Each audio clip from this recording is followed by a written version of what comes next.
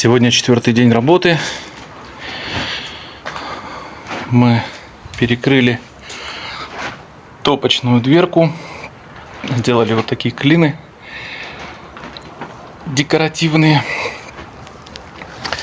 Помыли печку, расшили ее. Вот, конечно, ее еще несколько раз надо мыть, но тем не менее уже выглядит красиво.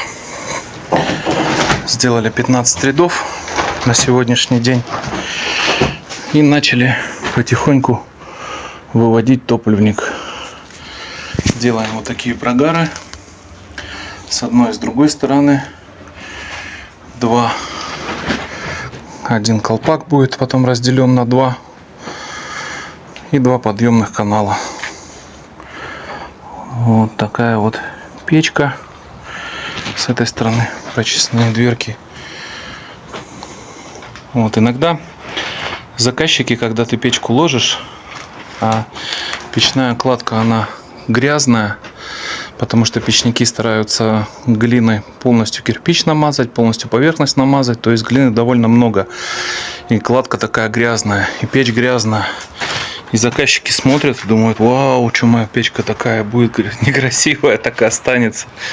Вот, поэтому в промежутке иногда вот можно половину печку сложил, печку помыл, чтобы заказчик посмотрел, как она будет выглядеть дальше.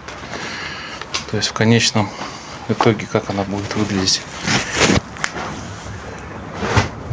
Шовчики. Ровненько собрал под хлебной камеры. Получается вот такая вот конструкция. Вот это передняя перемычка, которая защищает топливник, вот эту часть топливника. Вот эту часть топливника. Она проложена через базальтовый картон. Дальше идут стенки. Вот это будут стенки. Значит, на сухую все собрано. Это стенки хлебной камеры.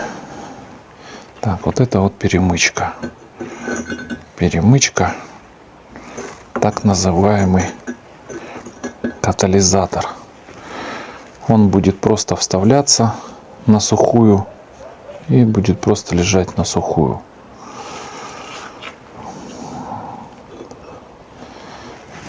Здесь вот такие уголки запилил. Эти уголки будут ложиться на раствор вместе с стенками. На сухую будет выкладываться только вот этот катализаторы. Вот. И оттуда будет подаваться огонь и выходить уже выпускные каналы справа-слева. Вот так вот эта конструкция выглядит.